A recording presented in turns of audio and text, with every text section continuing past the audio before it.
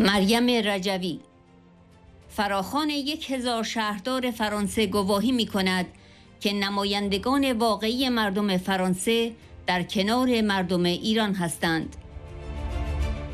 همه دولت‌ها و پارلمان‌ها را فرا می‌خوانیم که حق مردم ایران برای سرنگونی رژیم و نبرد جوانان شورشگر با سپاه پاسداران را به رسمیت بشناسند.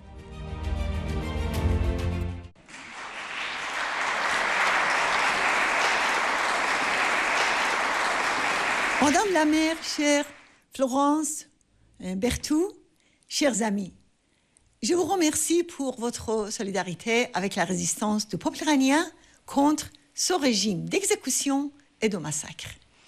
Les protestations de plus d'un millier d'honorables maires français contre les exécutions en Iran sont un cri puissant entendu dans des centaines de prisons de Khamenei par des milliers de condamnés à mort.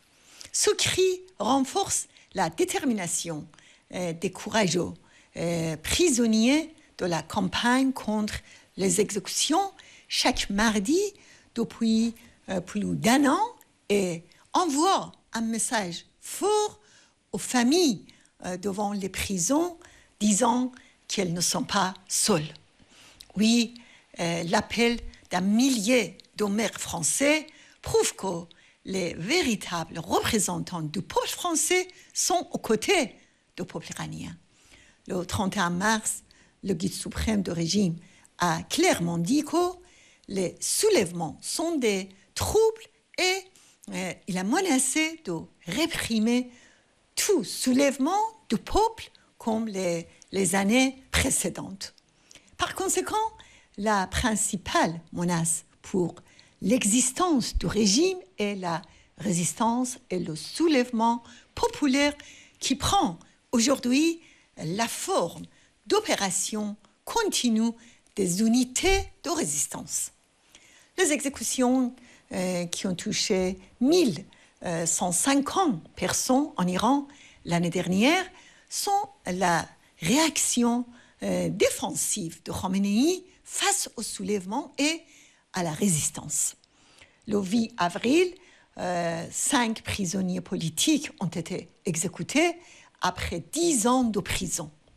Malheureusement, le silence et l'inaction encouragent les mollahs à faire toujours plus d'exécutions et de terrorisme.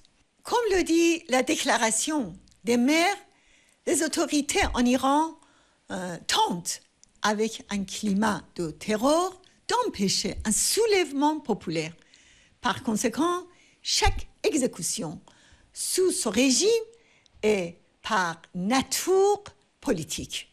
Mais les crimes quotidiens des mollahs vont renforcer la volonté des gens insurgés de renverser ce régime.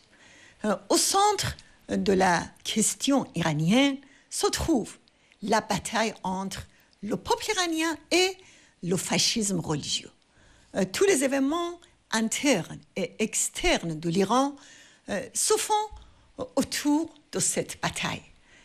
Des milliers d'élus se tiennent aux côtés du peuple iranien en soutenant la campagne non aux exécutions.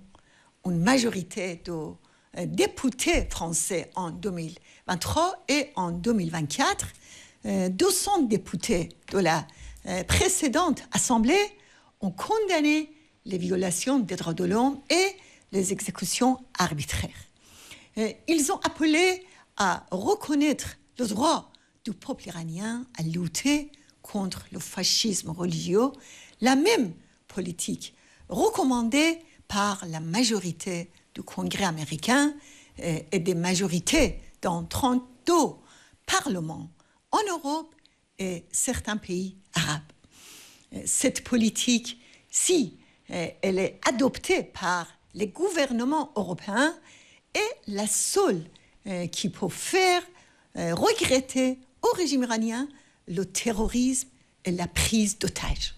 Mais quand le prix de la libération de chaque otage est payé avec des pressions sur la résistance iranienne et sa diabolisation, comme vous avez pu le constater durant toutes ces années, l'Europe livre sa politique en otage aux mollahs qui sont en phase terminale.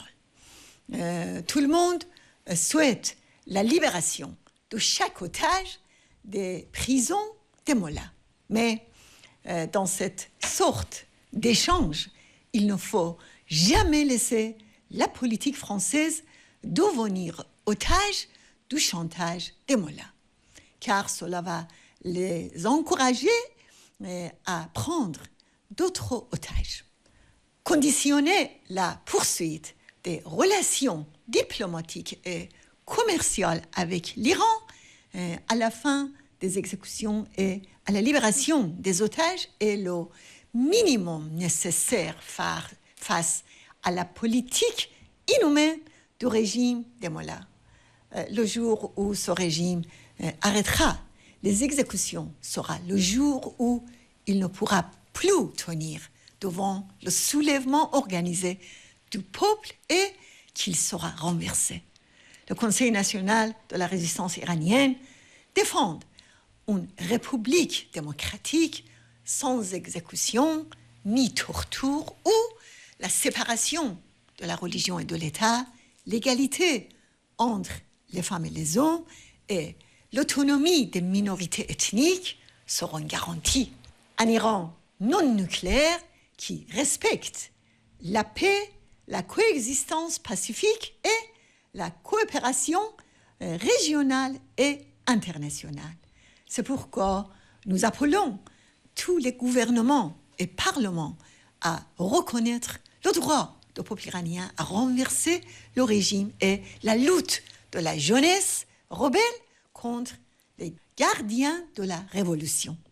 Le peuple iranien et sa résistance luttent avec des sacrifices admirables pour la liberté depuis des dizaines d'années. Comme le disait le général de Gaulle, la liberté n'est jamais donnée. Elle se conquiert. Je vous remercie.